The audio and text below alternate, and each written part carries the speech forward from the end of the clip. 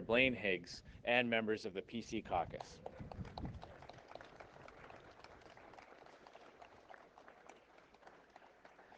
As well as some of our fantastic candidates here in New Brunswick.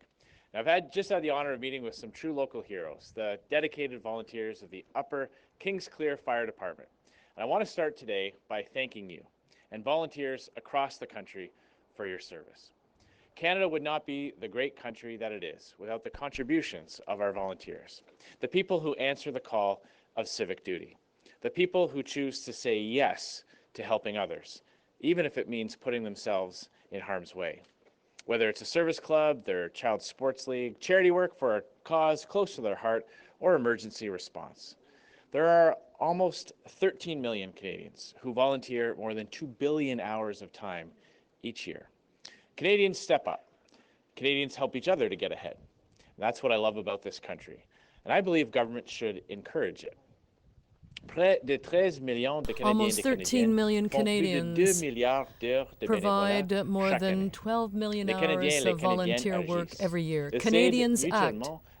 They act to help each other with their daily lives. And that's what I love about this country.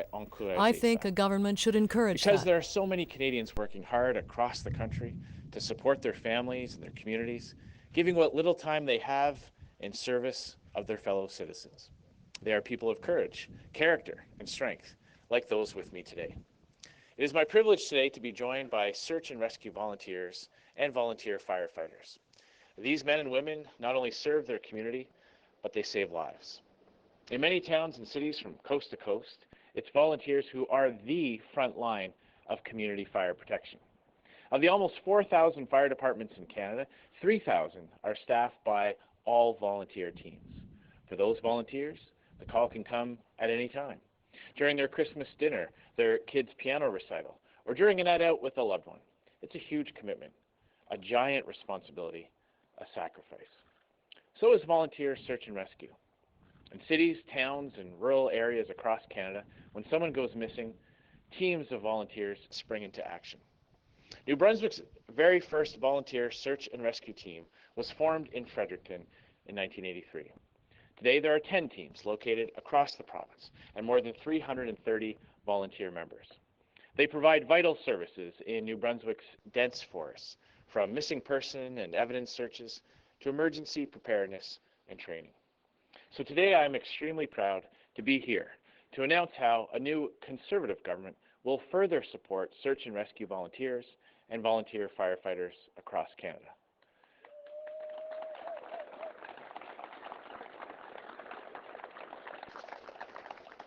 Right now, search and rescue volunteers and volunteer firefighters have to do 200 hours of service before they qualify for the current tax credits. We will lower that criteria from 200 to 150 hours to ensure that more Canadians are eligible for these benefits.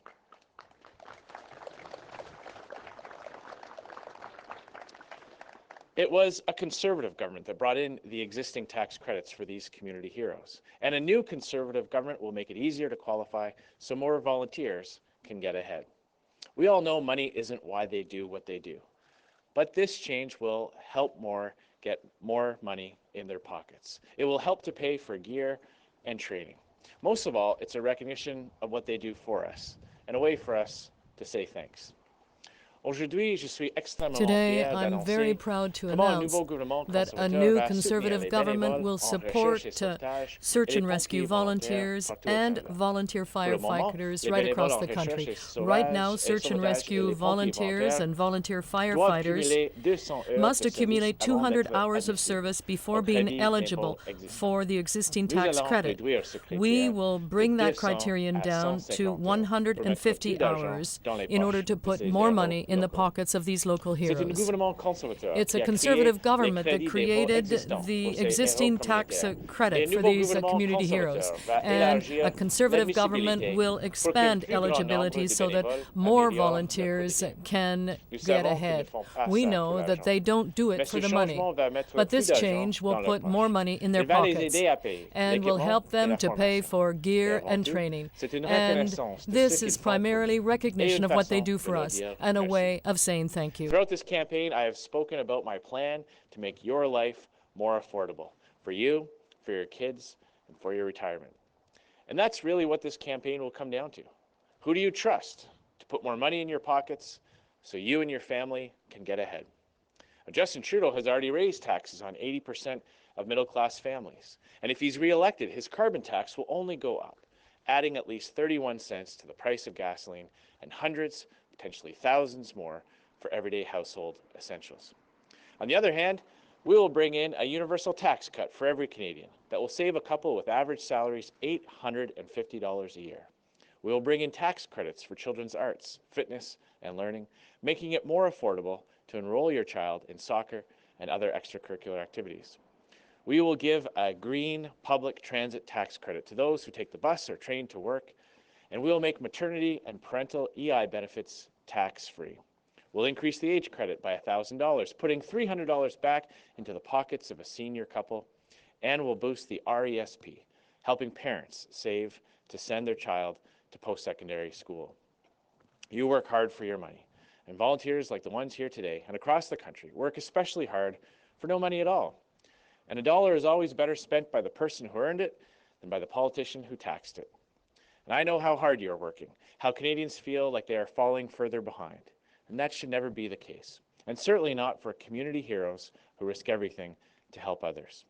And that's why we're lowering the number of hours required and making it easier to qualify for the benefits to which you are entitled.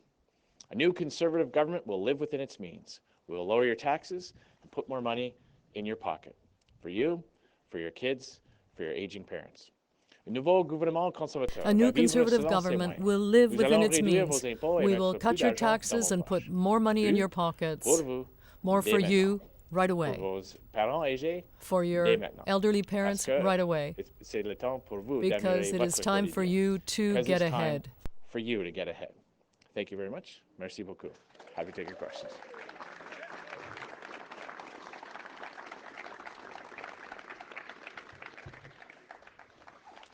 Good morning, Mr. Scheer. David Aiken from Global News.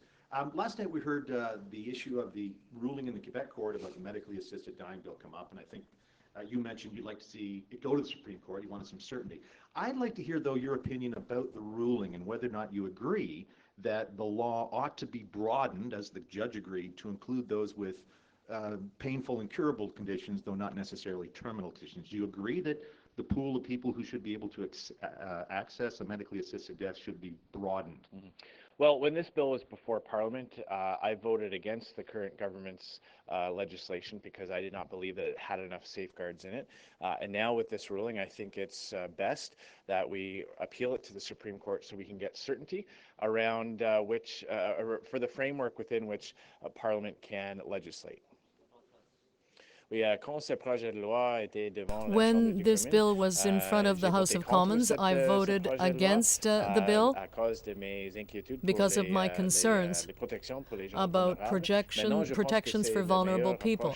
And I think the best approach would be to get a final decision from the Supreme Court in order that we have a proper framework for politicians to resolve that. We heard last night about the Trudeau campaign in two planes. It's very entertaining listening to your response on that matter. But more seriously, I mean, a lot of people just might wonder, why wouldn't this campaign buy some carbon offsets? And hard to see the downside on what a lot of Canadians think is a very reasonable thing to do. Go buy some offsets for your carbon footprint. Why not? Why wouldn't your campaign have done that? Well, our plane is actually using less fuel than the plane that's carrying Justin Trudeau and his staff and the media around. So right there, we're emitting fewer emissions, and we've decided to get by with just the one plane. We've taken that decision. We found that we've got more than enough space. We can make do with just the one. And I don't buy Mr. Trudeau's excuse that somehow purchasing some credits excuses him, gives him the privilege to burn more fuel at tens of thousands of gallons per hour or per flight. Nous avons pris la décision we made the decision to have a single campaign plane, and our plane uses less fuel than Justin Trudeau's main plane. And it's up to him to explain why he thinks purchasing credits, carbon credits, excuses the fact that he's using a lot more energy than our campaign. CBC News. Mr. Scheer, the consensus in Quebec media is that you lost last night's first French debate. What does it say to Quebec voters that you sort of hightailed it out of there and headed here to New Brunswick instead of spending more time campaigning in Quebec after the performance yesterday? Well, of course, I disagree with that entirely. I think I believe last night, Quebecers heard very clearly about where the parties stand on making life more affordable. They heard from me the very concrete and specific measures that we will take to put more money in their pockets so they can get ahead. I participated in the debate. I participated in the media availability afterwards. I was in Quebec for the day prior, as well as the day of. And here I am again, highlighting another measure to put more money in the pockets of Canadians. Oui, je crois que j'ai fait très bon. I believe that I was very good yesterday. I am the only one who explained a vision to make life more affordable. And I believe that Quebecers heard a real plan with concrete measures to leave more money in their pockets with our tax cuts, our universal tax cut, our public transit credit, increases in EI benefits. And just as Justin Trudeau is a phony environmentalist, a hypocrite. We hear all kinds of fine words in front of the camera, but in his personal life, he does something completely different. Now, with respect to the debate, a number of people have criticized you for not providing a personal position on abortion and on other issues, but I'd like to understand why you don't want to tell people what you think. Why don't you want to say that you're against it? Why do you refuse to do that? Well, on the contrary, I've always been very clear on that issue. Personally, I'm pro-life, and I've always answered the question. But the important thing for all Canadians and Quebecers is the fact that I've pledged, as Prime Minister, not to reopen that debate, and I will vote against any measure that attempts to reopen it. I've always answered this question openly and honestly, from the first time I ran for office in 2004 to when I ran for the leadership of the party in 2016 to after I won the leadership of the party.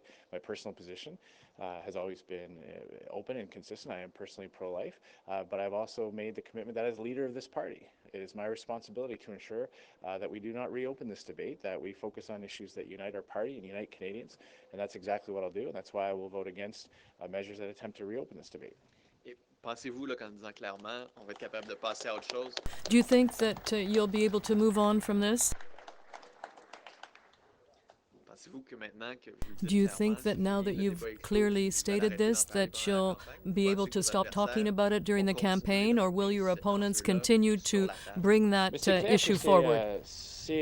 Well, it's clear that it's a liberal strategy and always has been a liberal strategy, because when the Liberals were mired in scandal, what they tried to do was create fear among Canadians. That's what they do. They try to divide Canadians with phony attacks. So I believe that Justin Trudeau will continue to create fear and division among Canadians, but Canadians can trust me when I say that as Prime Minister, I will not reopen that debate. Good morning, Mr. Scheer. Giuseppe Valiante, Canadian Press. In 2015, a post-mortem conducted by your party found that people were frustrated by a lack of new ideas in the conservative movement. And today you announced again a small tax credit.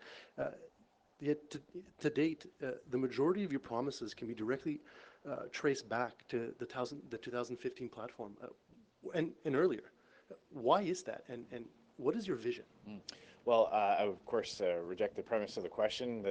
Our platform, the announcements that we've made so far are full of exciting and innovative ideas, including our real plan for the environment, creating the green patent tax credit, which will allow companies to innovate and conduct research and development here in Canada, leading to new technologies that lower emissions. Our universal tax cut is an innovative way, is a comprehensive tax cut that applies to every single Canadian taxpayer. Our foreign policy is clearly clearly contains measures that are new for our party. So I'm excited to continue to bring out these innovative policies that are clearly resonating with Canadians across the country.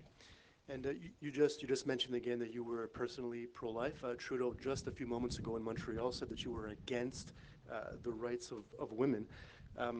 Can you point to a single policy in your platform that you believe shows that you do support women's rights? Well, of course, all our policies are centered around treating all Canadians equally and supporting the rights of women. We will continue to ensure that that women are treated fairly and equally in this country, and that their rights are always protected. Glenn McGregor, CTV News. And Mr. Blanchet said yesterday that Quebecers should support him because the Parti Québécois resembles them. And I'm wondering if you interpret that as many are doing, as being racist, that because that they don't visually look like, the other parties don't visually look like Quebecers. What's your response to that? The Parti Québécois resembles him? Sorry, did I say Parti Québécois? Yeah. Bloc Québécois. Oh, Bloc Québécois. Yeah, of course. Well, look, I'll leave it to Monsieur Blanchet to explain what he meant by that. I believe that Quebecers want an option to have representatives who have the ability to deliver results for Quebec, that they can have people around the decision-making table. The Bloc Québécois is, has always in the past played on division within the Canadian population, within the Quebec population. I believe in finding the common ground between all different types of Canadians, people who have come here from all different parts of the world, and celebrating what unites us, and protecting the very reasons why people came to this country. And I'm going to continue to run a positive and inclusive campaign. I will let Mr. Blanchet explain his own words. Our party is an inclusive party that celebrates the fact that we have people that come here from all around the world, and we will always protect and ensure that this is a country people want to come to. And I also believe that Quebecers want to have members of Parliament around the decision-making table that can deliver real results for Quebec, like a single tax return and putting an end to the dumping of waste in the waterways. Said that you're attacking him over the second airplane and his use of carbon offset credits because you don't have a meaningful plan to cut carbon emissions. So I'll give you a chance to respond to that. Well, we actually have a real plan for the environment. Our plan will lower emissions. His plan fails to take into account that if we do not take the climate change fight global, if we do nothing to ensure that Canada can help lower emissions on a global context, then the planet is not better off. My plan exactly targets that, recognizing that we can export our clean technology, our carbon capture. If we can ensure that other countries take advantage of the types of things that we've perfected here, we can actually lower emissions in a substantial way. Otherwise, global emissions are just going to continue to go up. And we can chase away jobs and investment here. We can make the cost of living even higher and higher here, only to see that economic activity replaced by production in China, in Indonesia, in India, and emissions will actually go up for the world. So the planet's not better off under Justin Trudeau's approach. It will be under our approach.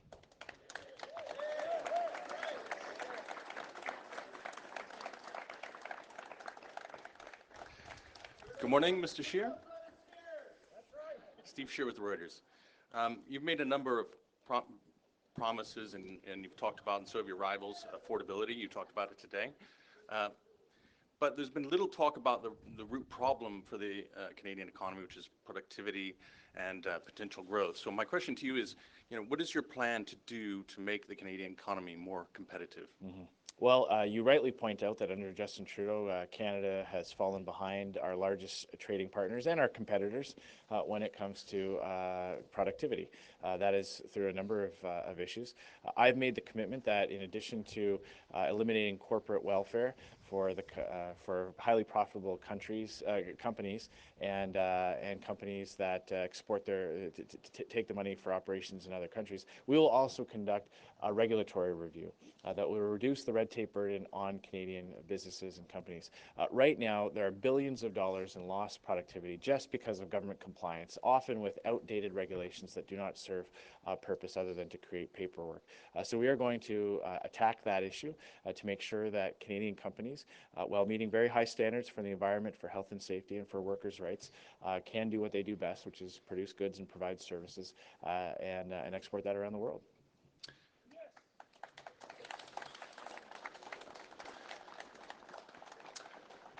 Economists say that that Canada can slightly increase its deficit spending and still bring down the debt over the next few years, especially if growth continues as it's projected.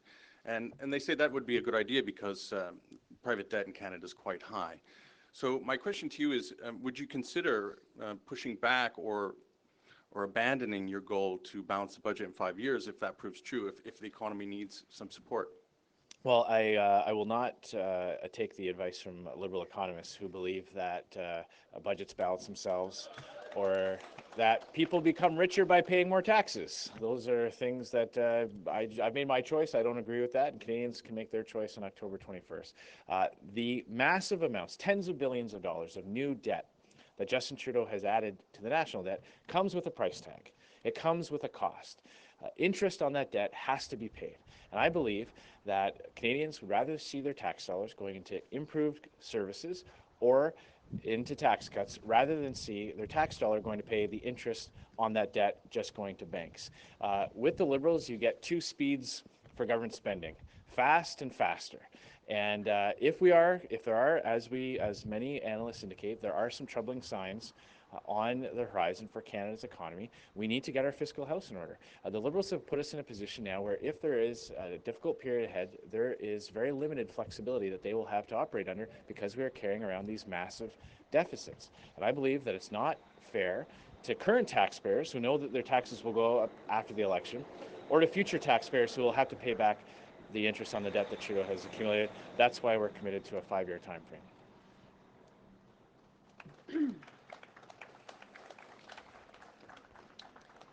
Janice McGregor from CBC News. Perhaps as early as next week, in a number of school boards in Ontario, there could be classroom disruptions if the Ford government cannot reach an agreement with CUPE. What are your federal Conservative candidates in Ontario hearing at the door about this labour situation in public schools? Well, I believe people in Ontario are aware of the fact that this particular union and education unions in general have gone on strike under governments of all stripes. They went on strike under the McGuinty Liberals. They've been on strike under the Bob Rae NDP going back throughout decades in Ontario. I think people in Ontario understand this is a provincial issue. It's up to the union representatives and the provincial government to come to a deal. But I asked you specifically what your federal candidates are hearing at the door on this issue. I see one provincial premier at this event. I only am led to believe then that the federal and the provincial parties of the same stripe are in conversations about strategy and coordinating messages. What are your federal Conservative candidates hearing at the door on this? Well, I'll just maybe correct one thing there. I'm very honored to have Premier Higgs here, but it's not as if we're sharing strategy and communications. It's just quite frankly that we happen to have the same position on some issues, like scrapping the carbon tax, like standing up for Canada's energy sector, like having a government that lives within its means so that we can lower taxes and put more money in the pockets of Canadians. And that is, and again, that is why I'm so honored to have Premier Higgs here. I can tell you what our candidates are hearing at the doors in Ontario. They're hearing that life is getting more expensive. They're worried about crime in places like Brampton and Toronto. They are frustrated that this Liberal government has actually lowered penalties on dangerous criminals. They are aware of the damage that Kathleen Wynne's Liberal government did for so long in Ontario, and they are aware of the fact that Justin Trudeau is running the exact same playbook.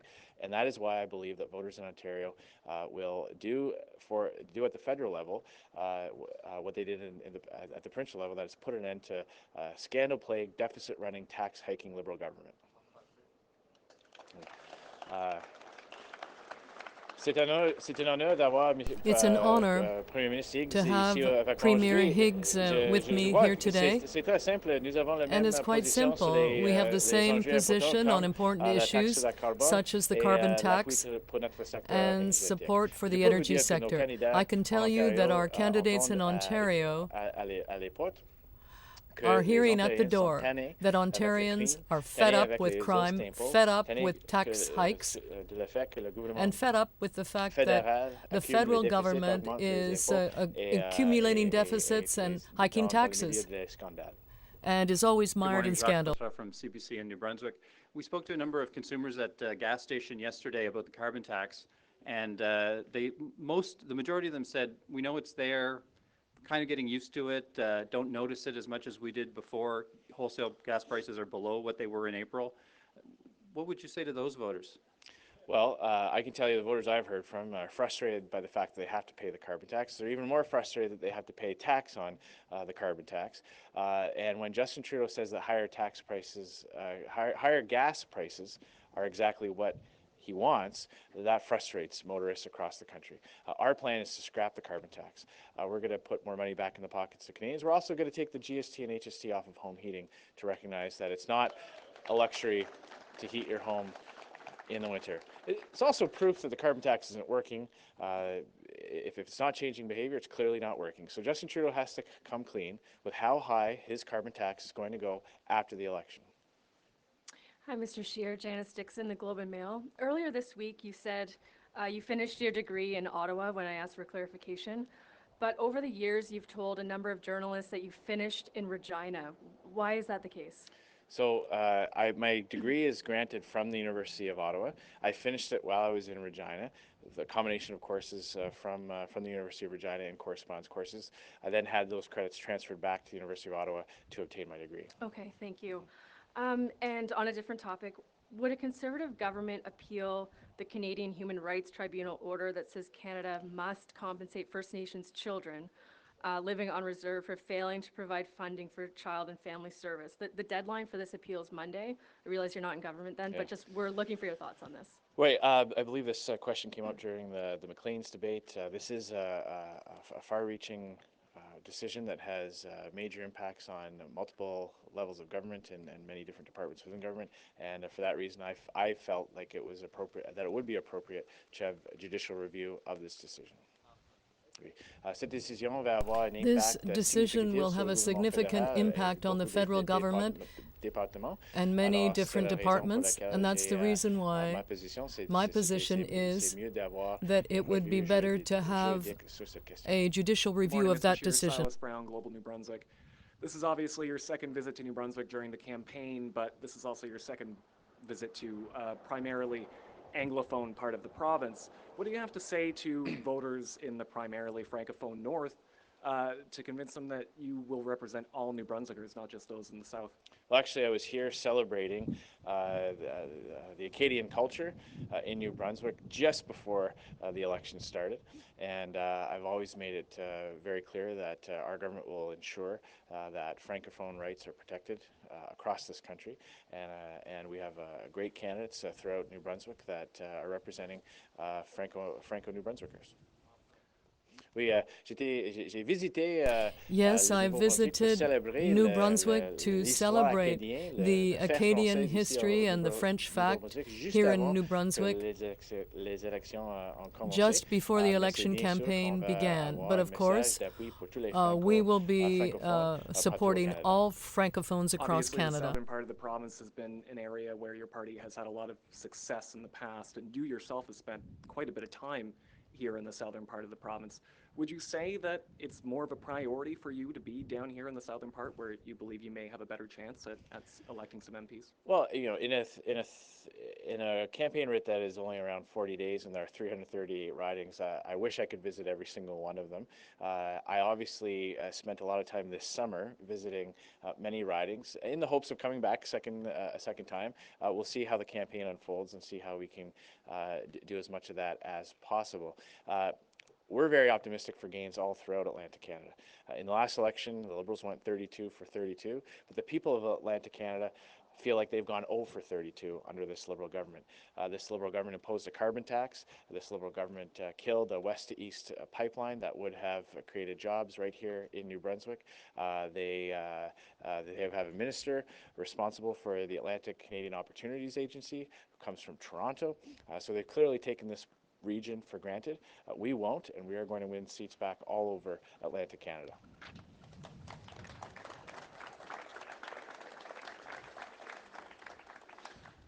Andrew Ward, Telegraph Journal from St. John. You've said that you and Premier Higgs are kind of on the same page on a bunch of files. One of the files you don't seem to be on the same page is about healthcare transfers. The Premier has talked about how New Brunswick's aging population and demographic needs to be recognized in those payments. You have said you will honor the current agreement. How do you reconcile that difference? Well, I will take this opportunity to point out the hypocrisy of Justin Trudeau for running against the current formula in the last election and then locking it in going forward.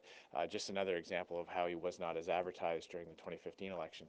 I understand the challenges that Premier Higgs has brought up with as it relates to New Brunswick's specific situation with an aging population.